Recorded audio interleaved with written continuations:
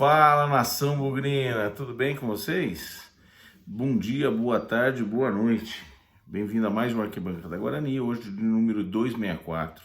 É um vídeo rápido, hoje nós vamos falar rapidamente, é o último vídeo de intertemporada, para falar um pouquinho do que aconteceu nesses últimos dias, né?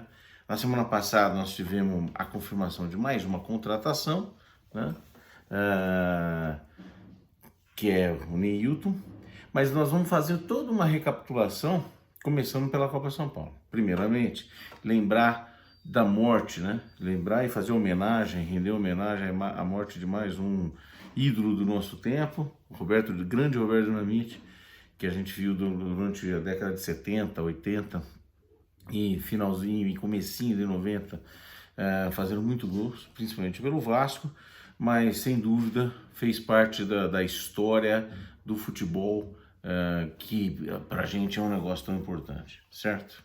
Bom, então vamos começar a falar um pouco do Guarani, começando pela Taça São Paulo, né? Então na Taça São Paulo a gente acabou de se classificar, né? Com a vitória do Grêmio, o Guarani confirma a sua classificação, apesar de que com o empate que nós tivemos hoje à tarde contra o Cruzeiro de Arapiraca, Alagoas, nós praticamente já tínhamos carimbado a classificação, e aí com isso a gente passa para a próxima fase em segundo lugar na chave, provavelmente encarando o Atlético Paranaense, que é o primeiro da chave que vai cruzar com a gente, tá certo? Bom, balanço até agora.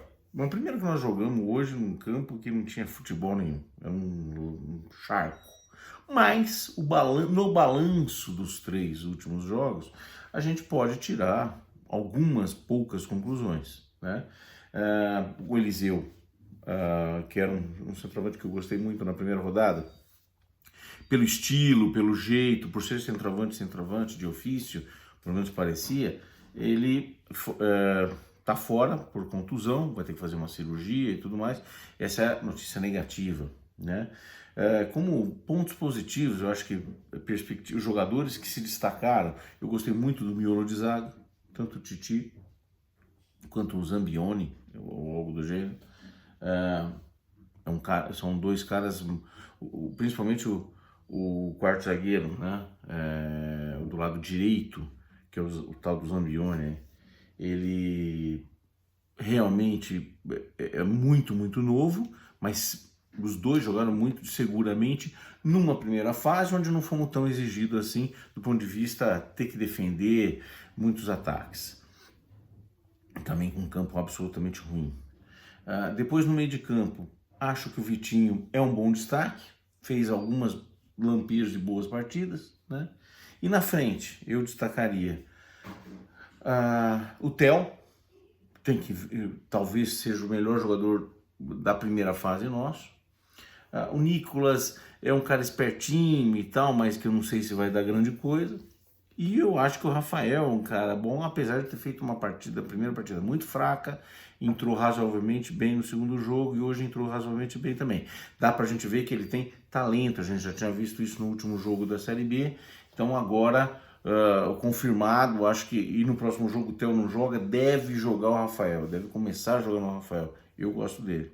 Então eu daria esses destaques, nós temos de 4 a 6 jogadores aí que tem são bons valores, pelo menos no primeiro momento. Até o goleiro tem bom porte, ainda é cedo para dizer.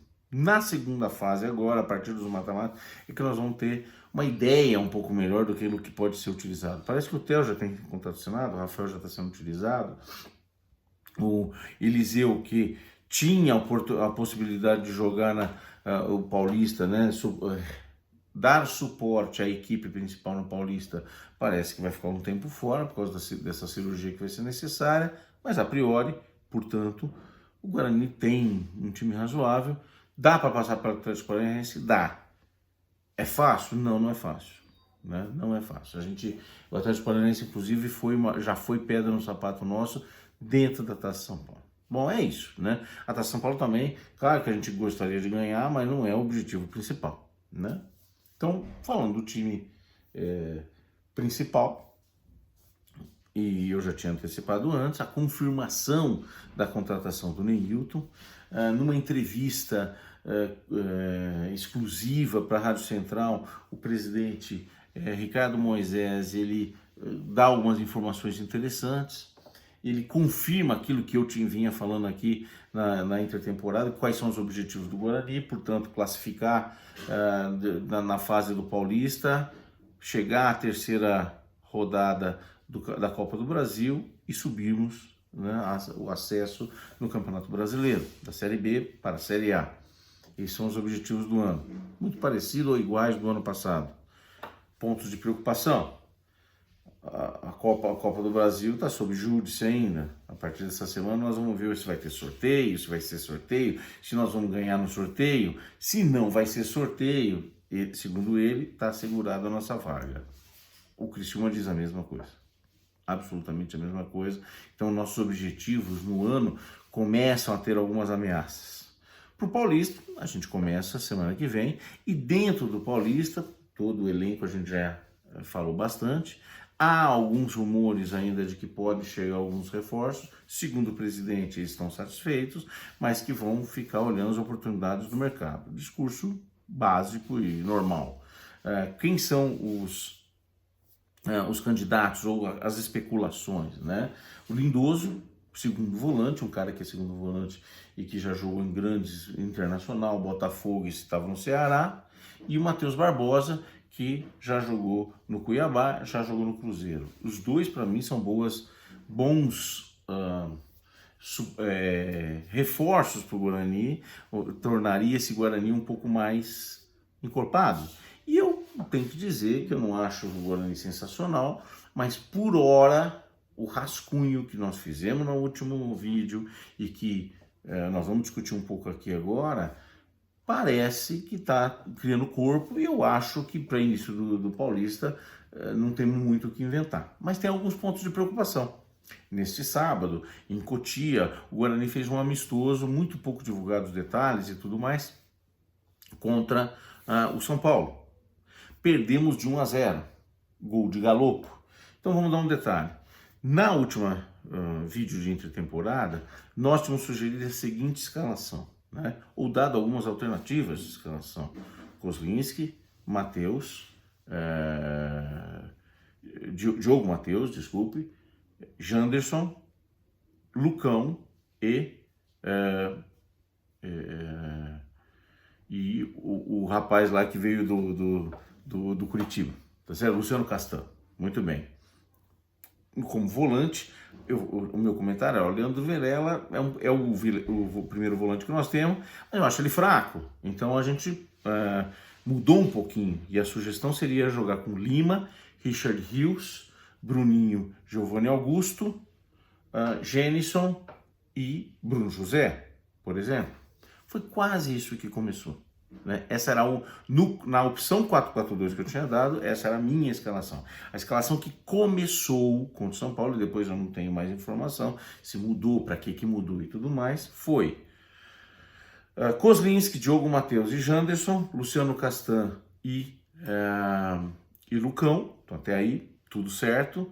Leandro Vilela, Lima, Giovanni Augusto e Bruninho. Na frente, Bruno José e Derek. Quais são as diferenças? O Leandro Vilela está jogando como primeiro volante e o Derek no lugar do Jenison, tá certo? Portanto, outro comentário que vi hoje no Globo.com é de que o Richard Rios tem se destacado nessa pré-temporada. Então, ele pode não ter começado por qualquer motivo, a gente não sabe o que é, tá poupando, entrou depois, jogou bem, não sabemos dizer. Mas o ponto de preocupação que eu tenho é que nós não temos um primeiro volante de verdade. O Richard Rios já foi utilizado como primeiro volante, quando o Leandro Vilela não pôde e tudo mais. Ele jogava com o Persson, inclusive, vocês se lembram. Então ele pode ser utilizado ali, mas nós não temos um primeiro volante de ofício bom. O Leandro Vilela não é esse cara. Bom, na minha opinião, ele não está à altura de jogar na minha cabeça da área. Tanto é que um comentário, obviamente que um comentário absolutamente superficial e pontual, o gol que nós tomamos no São Paulo, que foi divulgado, foi de uma falha do Vilela. Ele é pressionado pelo ataque, perde a bola e a gente toma o gol, tá? Ah, por causa disso? Não, não é por causa disso, porque qualquer outro bom volante poderia ter falhado. Ele não é esse caso. Na minha opinião, Leandro Vilela é um cara fraco, então esse é um ponto fraco no meio de campo nosso. Então, tanto Lindoso quanto Matheus Barbosa, e eu falei que estão sendo especulados de vir que seriam duas boas aquisições, não são primeiros volantes, na minha percepção. Eles também são segundo volante. Então a gente teria uma cambada de segundo volante. O Iago, que veio do CRB, eu não sei se é primeiro volante. Me parece que não. Me parece que não. Então, se ele não for, nós temos vários segundos volantes e só o Leandro Vilela de primeiro volante, e eu não acho ele bom. Né? Alguém da categoria de base? Não vi ninguém. Não vi ninguém que se destaque. Além disso, lá na frente, o Neilton, mesmo sem jogar, não tem jogado bem nas últimas temporadas, mas não sei se ele é pior ou não consegue ser melhor do que Bruno José e outros qualquer que estejam lá, né? Mas nós não estamos vendo treino, é difícil dizer. E claramente o Derek, aparentemente, começa na frente e o Jhenison está perdendo posição. O Nicolas Careca também não está conseguindo jogar. Então, hoje, a minha escalação, voltando então, eu continuaria, eu manteria a defesa, Kozlinski, Diogo Matheus, Janderson, Lucão e Castan. Primeiro volante, o Lima, traria o Lima para trás. Richard Rios, Giovanni Augusto e Bruninho. E na frente, Neilton e um centroavante, que pode ser o Jhenison, que pode ser o Derek, ou que pode ser o Nicolas Careca. Qualquer um desses três, aquele que estiver melhor. Mas o único ponto de preocupação, portanto, é o volante. Estamos preparados? Bom, não sei, nós vamos discutir isso no pré-jogo ao longo dessa semana, vamos ver se tem mais amistoso, novidades, chega Lindoso, não chega Lindoso, Matheus Barbosa, quem chega, a última, vamos fazer o pré-jogo, o primeiro pré-jogo do ano, e aí acompanhar a nossa estreia no sábado contra o Santo André, em Santo André, tá bom? Gente, um grande abraço, bom final de semana e até mais. Um abraço, tchau.